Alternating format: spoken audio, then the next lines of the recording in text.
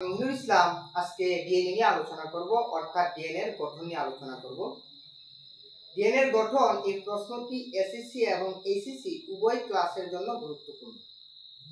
এই ডিএনএ কি তা বোঝার পূর্বে আমাদের প্রথমে বুঝতে হবে এই ডিএনএ এর পুনরূপ কি। ডিএনএ এর পুনরূপ কি? Deoxyribo nucleic acid. ডিএনএ এর পুনরূপ কি? Deoxyribo nucleic acid. ডিএনএ কাকে বলে তা বোঝার পূর্বে আমাদের বুঝতে হবে নিউক্লিওটাইড কি। নিউক্লিওটাইড কি? 5 কার্বন বিশিষ্ট শর্করা, যাকে বলা হয় পেন্টোজ সুগার, 5 কার্বন বিশিষ্ট শর্করা অজৈব ফসফেট এবং নাইট্রোজেন গঠিত বেসকে একত্রে আমার বলা হয় নিউক্লিওটাইড। তো নিউক্লিওটাইড কি?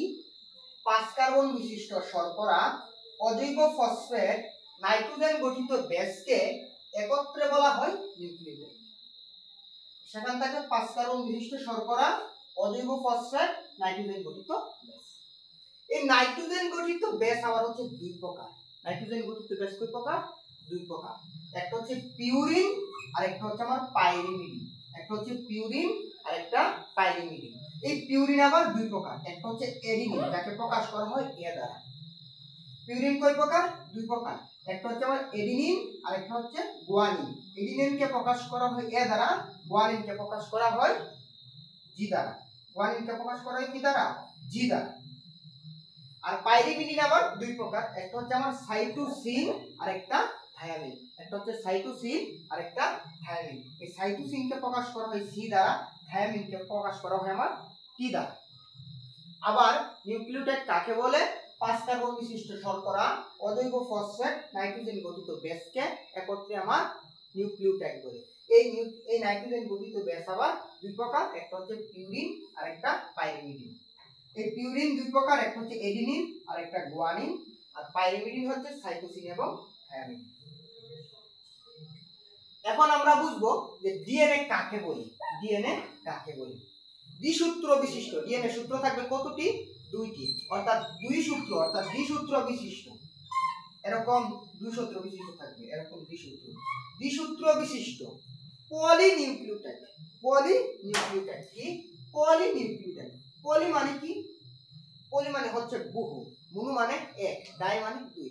এরকম ভাবে বাড়তে বাড়তে পলি মানে অনেক, অর্থাৎ এরকম অনেক 5 কার্বন বিশিষ্ট শর্করা অজৈব ফসফেট নাইট্রোজেন গঠিত বেস এরকম অনেকগুলা থাকবে একটি ডিএনএ এর মধ্যে, অর্থাৎ পলিনিউক্লিওটাইড। অনেকগুলা নিউক্লিওটাইডের সর্পিলাকার গঠন। ডিএনএ কিরকম? সর্পিলাকার গঠন। ডিএনএ এর আকৃতি কিরকম? সর্পিলাকার। অর্থাৎ পলিনিউক্লিওটাইডের সর্পিলাকার গঠনকে ডিএনএ বলে। দ্বিসূত্র বিশিষ্ট, একটি সূত্র, দুইটি সূত্র, অর্থাৎ এক দুই, দুই সূত্র বিশিষ্ট পলিনিউক্লিওটাইডের সর্পিলাকার গঠনকে আমার ডিএনএ বলে। যেমন এ হচ্ছে আমার ডিএনএ রাসায়নিক গঠন। সূত্র কয়টি? দুইটি। এই সূত্র এখানে দেখো এই এস দ্বারা বোঝানো হয়েছে, এস দ্বারা বোঝানো হয়েছে 5 কার্বন বিশিষ্ট শর্করা। এস দ্বারা বোঝানো হয়েছে 5 কার্বন বিশিষ্ট শর্করা। এই গড় যে আমরা আঁকলাম একটা স্টারের মতো, হচ্ছে দেখো একটি দুইটি তিনটি চারটি পাঁচটি, অর্থাৎ পঞ্চভুজ আকৃতির আমরা একটা জিনিস আঁকলাম। এখানে দেখো যে এস দ্বারা আমাদের বুঝেছি সুগার, মানে 5 কার্বন বিশিষ্ট শর্করা। আর পি দ্বারা আমরা বুঝেছি অজৈব ফসফেট। পি দ্বারা বুঝেছি কি? অজৈব ফসফেট। এবং যে আমার দেখো এই C G T A C জি এগুলো পরস্পর বন্ধন দ্বারা যুক্ত আছে। এগুলো হচ্ছে আমার নাইট্রোজেন গঠিত বেস। নাইট্রোজেন গঠিত বেস। হ্যাঁ, আমার এই পিউরিনের এজি আর পাইরিমিডিনের সিটি পরস্পর বন্ধনে আবদ্ধ থাকে। পরস্পর বন্ধনে আবদ্ধ থাকে। পরস্পর কি আবদ্ধ থাকে? বন্ধনে আবদ্ধ থাকে। আমার এডিনিনের এ, অর্থাৎ আমার পিউরিনের এ এবং পাইরিমিডিনের টি, পাইরিমিডিনের টি পরস্পর দুই বন্ধন দ্বারা যুক্ত থাকে। আমার পিউরিনের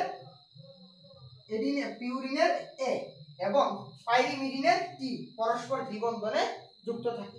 এবং আমার এই পিউরিনের টি জি, পিউরিনের জি এবং এই সাইটোসিন অর্থাৎ পাইরিমিডিনের সাইটোসিন সি পরস্পর ত্রিপল বন্ধনে কি থাকে? যুক্ত থাকে। পরস্পর ত্রিপল বন্ধনে যুক্ত থাকে। অর্থাৎ আমি এখন একটা জিনিস দেখি যে আমার নিউক্লিওটাইড, এই যে নিউক্লিওটাইড, এই নিউক্লিওটাইডে দেখো 5 কার্বন বিশিষ্ট একটি শর্করা আছে, তার সাথে সাথে আমার একটি অজৈব ফসফেট আছে, আর একটি দেখো এই নাইট্রোজেন গঠিত বেস সিজি আছে। অতএব এই অংশটি হচ্ছে আমার একটা নিউক্লিওটাইড। এখানে দেখো ডিএনএ এর ভিতরে একটা নিউক্লিওটাইড, দুইটা নিউক্লিওটাইড, তিনটা নিউক্লিওটাইড, চারটা নিউক্লিওটাইড, অনেকগুলা নিউক্লিওটাইড আছে। অতএব আমরা বলতে পারি পলিনিউক্লিওটাইডের দুই সূত্র, একটা সূত্র দুইটা সূত্র, এরকম পলি দুই সূত্র বিশিষ্ট নিউক্লিওটাইড নিউক্লিওটাইড নিউক্লিওটাইড পলিনিউক্লিওটাইড, অর্থাৎ পলিনিউক্লিওটাইডের আর গঠনটা এরকম এরকম সর্পিলাকার গঠনকে আমার কি বলা হয়? ডিএনএ বলা হয়। তাহলে যদি প্রশ্নে যদি আসে ডিএনএ কাকে বলে, আমরা বলবো দ্বিসূত্র বিশিষ্ট পলিনিউক্লিওটাইডের সর্পিলাকার গঠনকে ডিএনএ বলে। আর যদি আসে নিউক্লিওটাইড কাকে বলে, আমরা বলবো 5 কার্বন বিশিষ্ট শর্করা, অজৈব ফসফেট, নাইট্রোজেন গঠিত বেসকে একত্রে নিউক্লিওটাইড বলি। আর যদি আসে পলিনিউক্লিওটাইড কাকে বলে, অনেক সংখ্যক নিউক্লিওটাইড গুলাকে একত্রে পলিনিউক্লিওটাইড বলা হয়। আশা করি ক্লিয়ার। এখন আমরা যা পড়বো তা হচ্ছে ডিএনএ রাসায়নিক গঠন। আমরা কি করেছি? দ্বিসূত্র বিশিষ্ট, দুটি সূত্র থাকবে, দ্বিসূত্র বিশিষ্ট পলিনিউক্লিওটাইডের সর্পিলাকার গঠন। এ হচ্ছে আমার ডিএনএ রাসায়নিক গঠন, আর হচ্ছে ডিএনএ সাধারণ চিত্র। ডিএনএ সাধারণ চিত্র। এখন দেখো দুটি সূত্র, এই একটা সূত্র আর একটা সূত্র পরস্পর হাইড্রোজেন বন্ধন দ্বারা কি থাকে? যুক্ত থাকে। এখন আরেকটা জিনিস লক্ষ্য করলে তোমরা দেখতে পাবে ডিএনএ দেখো হচ্ছে 5 প্রাইম, এ হচ্ছে 5 প্রাইম থেকে 3 প্রাইম মুখী, এ হচ্ছে 5 প্রাইম থেকে 3 প্রাইম মুখী, আর এ হচ্ছে 3 প্রাইম থেকে 5 প্রাইম মুখী। একটা হচ্ছে আমার 5 প্রাইম থেকে 3 প্রাইম মুখী, আর একটা হচ্ছে 3 প্রাইম থেকে 5 প্রাইম মুখী। দেখো একটির বিপরীত আরেকটি, অর্থাৎ এই যে সূত্রগুলা গঠন তো তাদের সেম। দেখো এই যে আমার পঞ্চভুজ আকৃতির একটি গড় দেখতে পাচ্ছ, এই হচ্ছে 5 কার্বন বিশিষ্ট শর্করা, তাই পঞ্চভুজ আকৃতির দেখা যাচ্ছে। এই পঞ্চভুজ আকৃতির গড়টি উপরের দিকে মুখ করতেছে, আর এদিকের পঞ্চভুজ আকৃতির অঙ্গটি নিচের দিকে মুখ করতেছে, নিচের দিকে মুখ করতেছে। অতএব আমরা বলতে পারি কি তাদের গঠন কিন্তু সেম, কিন্তু তারা কি মুখী? তারা বিপরীতমুখী। অতএব আমরা বলতে পারি ডিএনএ সূত্রক দুটি, ডিএনএ সূত্রক দুটি একই গঠন বিশিষ্ট, তাদের গঠন সেম, অর্থাৎ একই গঠন বিশিষ্ট বিপরীতমুখী। অর্থাৎ ডিএনএ একটি বৈশিষ্ট্য কি? ডিএনএ সূত্রক দুটি একই গঠন বিশিষ্ট বিপরীতমুখী হয়, একটা বৈশিষ্ট্য। 2 নম্বর বৈশিষ্ট্য কি পেলাম আমরা? দুটি সূত্রক পরস্পর হাইড্রোজেন বন্ধন দ্বারা যুক্ত থাকে। কি বন্ধন দ্বারা যুক্ত থাকে? একটা হচ্ছে বিপরীত। 1 নম্বর বৈশিষ্ট্য তাহলে কিভাবে বিপরীত দিছে, তারা বিপরীত। 2 নম্বর আরেকটা বৈশিষ্ট্য, তারা হাইড্রোজেন বন্ধন দ্বারা যুক্ত থাকবে, হাইড্রোজেন বন্ধন, হাইড্রোজেন বন্ধন, যে হাইড্রোজেন বন্ধন আছে, যে হাইড্রোজেন বন্ধন। তারপরে তুমি দেখো যে এটা কি? একটা ফসফেট, এটা কি? 5 কার্বন বিশিষ্ট শর্করা। যে ফসফেট আর 5 কার্বন বিশিষ্ট শর্করা, ফসফেট আর যে 5 কার্বন বিশিষ্ট শর্করা আছে তারা পরস্পর, ফসফেট আর যে 5 কার্বন বিশিষ্ট শর্করা আছে তারা পরস্পর এস্টার বন্ধন দ্বারা যুক্ত থাকে। কি বন্ধন দ্বারা যুক্ত থাকে? এস্টার বন্ধন দ্বারা যুক্ত থাকে। যে 5 কার্বন বিশিষ্ট শর্করা আছে আর একটা ফসফেট আছে, তারা পরস্পর এস্টার বন্ধন দ্বারা যুক্ত থাকে। কি বন্ধন দ্বারা যুক্ত থাকে? এস্টার বন্ধন দ্বারা যুক্ত থাকে। কি বন্ধন? এস্টার বন্ধন। তারপরে আরেকটা ব্যাপার দেখো, যে আমার এই যেমন নাইট্রোজেন গঠিত বেস এডেনিন, এর সাথে 5 কার্বন বিশিষ্ট শর্করা একটি বন্ধন দ্বারা যুক্ত। এই বন্ধনটার নাম কি? এই যে আমার নাইট্রোজেন গঠিত বেসের সাথে 5 কার্বন বিশিষ্ট শর্করা যুক্ত আছে একটি বন্ধন দ্বারা, এই বন্ধন নাম হচ্ছে গ্লুকোসাইটিক বন্ধন। কি বন্ধন? গ্লুকোসাইটিক বন্ধন। প্রথম হচ্ছে আমরা দেখলাম বিপরীত, তারা একই গঠন বিশিষ্ট কিন্তু পরস্পর বিপরীতমুখী। তারপর আমরা দেখলাম তারা পরস্পর দুটি সূত্র পরস্পর হাইড্রোজেন বন্ধন দ্বারা যুক্ত থাকে। তারপর আমরা দেখলাম একটি ফসফেট এর সাথে 5 কার্বন বিশিষ্ট শর্করা এস্টার বন্ধন দ্বারা যুক্ত, আর 5 কার্বন বিশিষ্ট শর্করা যে নাইট্রোজেন গঠিত বেসের সাথে যুক্ত, তারা হচ্ছে পরস্পর গ্লুকোসাইটিক বন্ধন দ্বারা যুক্ত থাকে। পরস্পর কি বন্ধন দ্বারা যুক্ত থাকে? গ্লুকোসাইটিক বন্ধন দ্বারা যুক্ত থাকে। পরস্পর কি বন্ধন দ্বারা যুক্ত থাকে? পরস্পর গ্লুকোসাইটিক বন্ধন দ্বারা যুক্ত থাকে। তারপরে দেখো যে এর ভিতর কি থাকে? ডিএনএ এর ভিতর দেখতেছেন না, এ থাকে, কি থাকে? এগুলো হচ্ছে আমার কি থাকে? পলিনিউক্লিওটাইড। এই পলিনিউক্লিওটাইডের ক্ষেত্রে আমরা দেখছিলাম তিনটি জিনিস আছে, একটা হচ্ছে 5 কার্বন বিশিষ্ট শর্করা, অজৈব ফসফেট, নাইট্রোজেন গঠিত বেস। দুই রকম ছিল, একটা হচ্ছে পিউরিন আর একটা ছিল পাইরিমিডিন। মজার ব্যাপার হচ্ছে আমার পিউরিন এবং পাইরিমিডিন কি? পিউরিন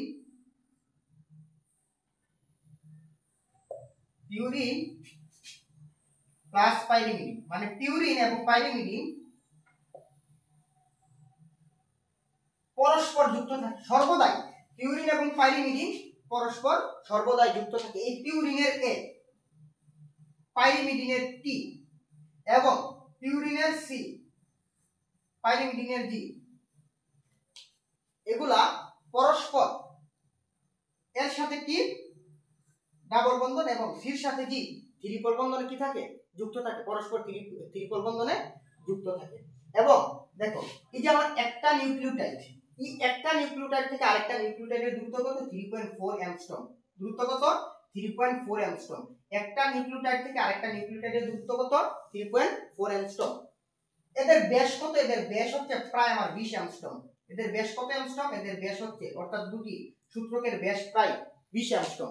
এবং তাদের যে মোট, অর্থাৎ তাদের মোট যে আছে দূরত্ব আছে বা পরিধি আছে, এর প্রায় কত হচ্ছে 34 অ্যাংস্ট্রম। অর্থাৎ একটি পূর্ণ ঘূর্ণনের দৈর্ঘ্য, অর্থাৎ একটি পূর্ণ ঘূর্ণনের দৈর্ঘ্য প্রায় 34 অ্যাংস্ট্রম। একটি পূর্ণ ঘূর্ণনের দৈর্ঘ্য কত 34 অ্যাংস্ট্রম। কত অ্যাংস্ট্রম? 34 অ্যাংস্ট্রম। এবং আরেকটি ব্যাপার হচ্ছে এরকম একটি পূর্ণ ঘূর্ণনে এক পাশে থাকবে 10টি, আরেক পাশে 10টি, মোট 20টি নিউক্লিওটাইড থাকে। অর্থাৎ একটি ডিএনএ এক চক্রে প্রায় 20টি নিউক্লিওটাইড থাকে। এখন কিভাবে আমি পরীক্ষার হলে বা পরীক্ষার খাতায় বর্ণনাটা লিখব? প্রশ্ন যে আসলো ডিএনএ রাসায়নিক গঠন আলোচনা করব, তাহলে আমরা কি করব? ডিএনএ রাসায়নিক গঠন আলোচনা করব। তাহলে আমরা প্রথমে সংজ্ঞা দিব ডিএনএ কাকে বলে। আমরা বলবো দ্বিসূত্র বিশিষ্ট পলিনিউক্লিওটাইডের সর্পিলাকার গঠনকে ডিএনএ বলে। নিচে ডিএনএ এর গঠন, রাসায়নিক গঠন আলোচনা করা হলো। তারপরে আমরা বলবো ডিএনএ এর দুটি সূত্র, ডিএনএ এর দুটি সূত্র একই গঠন বিশিষ্ট কিন্তু বিপরীতধর্মী, অর্থাৎ বিপরীতমুখী। অর্থাৎ ডিএনএ এর দুটি সূত্র একই গঠন বিশিষ্ট বিপরীতমুখী। আমার একটা বৈশিষ্ট্য শেষ।